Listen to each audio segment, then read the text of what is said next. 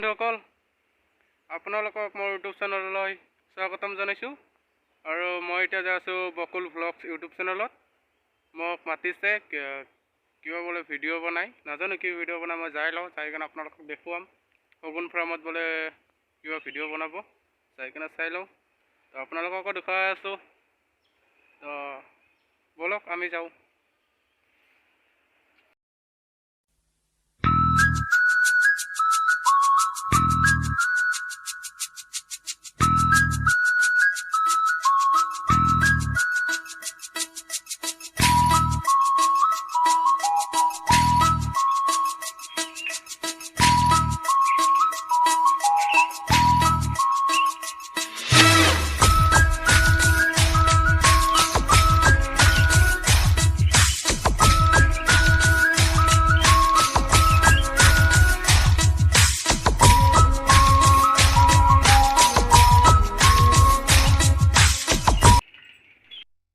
Finally মই আহি পালোঁ, এয়া শগুন কেন্দ্ৰ।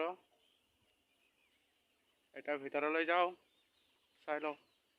সকলোৱেতো ৰখিয়ে আছে, আপোনালোকক কৈছিলোঁ মই।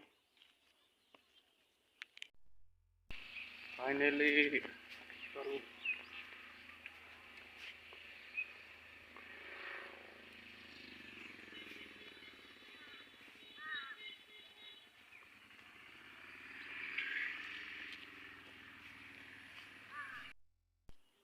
আহি গৈছে। এতিয়া ভিতৰত ধৰকাম, ভিতৰলৈ যাম, চাই লওক। এইকেইটা নিশ্চয় চিনিয়ে পাইছে, ভিডিঅ'ত দেখিছে।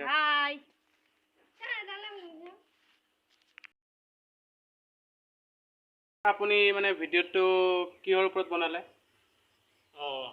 আমি ভিডিঅ'টো বনোৱা হ'ল একচুৱেলি আমাৰ পয়জনিং কেছত বনোৱা হৈছে।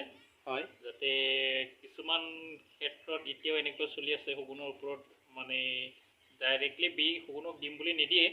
মানে আপোনাৰ কি কৰে, আজিকালি মানে মুকলি পথাৰত গৰু হওক ছাগলী হওক মানে এৰি দিয়ে মানুহে, ঘাঁহ খাবলৈ গৰু মানে চৰি থাকে।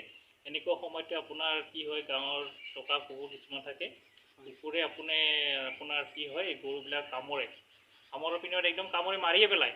মাৰি পেলাই বিনিময়ত কি হয়, আপোনাৰ ঘৰৰ মানুহ খং উঠি কিনে কি কৰে, আমি প্ৰায় ক্ষেত্ৰত দেখা পাইছোঁ এনেকৈ। আপোনাৰ মানে সিহঁতে খং উঠি কি কৰে, আপোনাক এই ছাগলীটো মৰাৰ পিছত সিহঁতে কি কৰে, আপোনাৰ কুকুৰটোক মাৰিবৰ কাৰণে কুকুৰৰ ওপৰত আপোনাৰ বিহ ঢালি দিয়ে। বিহ ঢালি দিয়াৰ বিনিময়ত কি হয়, আপোনাৰ শগুন আহি আপোনাৰ শগুনে যেতিয়া এই মৰাশটো ভক্ষণ কৰে, আপোনাৰ সেনেকৈ শগুনৰ মৃত্যু হয়। আমি তাৰ কাৰণে সজাগ কৰিব ওলাইছোঁ, যাতে আপোনাৰ পয়জনিং কেছ নকৰে, এনেকুৱা কোনেও নকৰে। মই এইকাৰণে আমাৰ গাঁৱৰ অঞ্চলৰ মানুহ প্ৰত্যেক মানে আমাৰ গাঁৱে এখন সজাগতা সভা কৰি আছোঁ শগুনৰ ওপৰত। শগুন সংৰক্ষণ কৰক, শগুন হৈছে প্ৰকৃতিৰ জামাদাৰ, আমি শগুনক বচাই ৰাখিব লাগে। শগুন যদি নোহোৱা হয়, আজি চাওক, আমি বছৰ আগত আমি ডাইনাছৰৰ নাম শুনিছিলোঁ, আমিতো দেখাটো নাই ডাইনাছৰ দেখা নাই, বিলুপ্তৰ পথত নাইকিয়া হৈ গৈছে। ডাইনাছৰ যেনেকুৱা নাইকিয়া হৈ গৈছে, এতিয়া শগুনো যদি নাইকিয়া হৈ যায়, আমাৰ নতুন প্ৰজন্মই শগুন কি বস্তু বুজিয়ে নাপাব, হয়নে? সেইকাৰণে আমাৰ শগুন সংৰক্ষণ কৰাটো আমাৰ বহুত দৰকাৰ। মই নহয়, তোমালোকেও শগুন সংৰক্ষণ কৰক, প্ৰকৃতিক বচাই ৰাখক।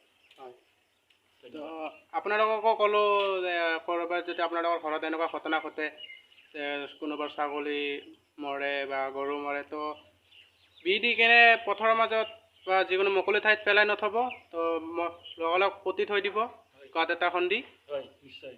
তাৰপাছত আৰু ক'ৰবাত যদি এনেকৈ শগুন চগুন পৰি থাকে, তো শগুন কেন্দ্ৰত বা ফৰেষ্টাৰক খবৰ দিব লাগে।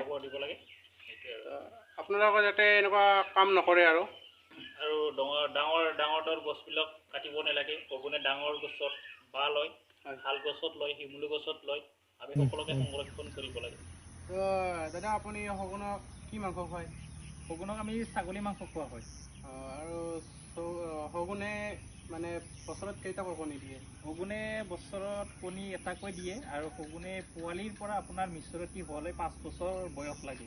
5 বছৰৰ পিছতহে বছৰে এটাকৈ কণী দিয়ে।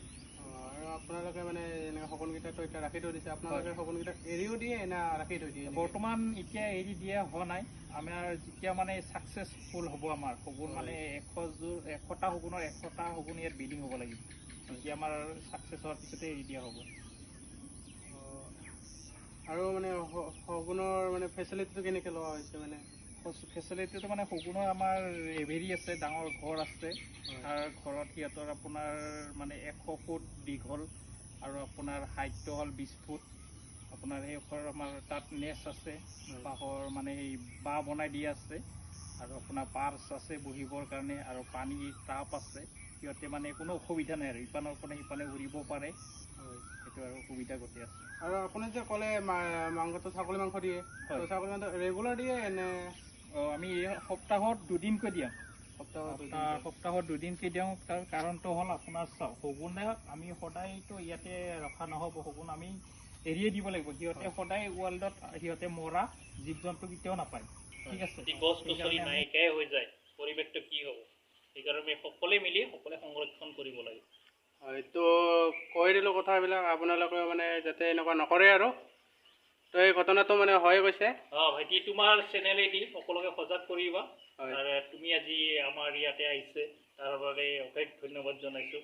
তোমাক কৈ দিবা আৰু যাতে সকলোৱে যাতে অসমৰ ৰাইজে বুজি পায় শগুন এটা কি, শগুন কিয় দৰকাৰ, হয়নে নাই? সেইকাৰণে আপুনি সজাগ কৰাটো আমাৰ ইম্পৰ্টেণ্ট কথা। সেইটো কৰি তুমি এইটো কৰি দিবা।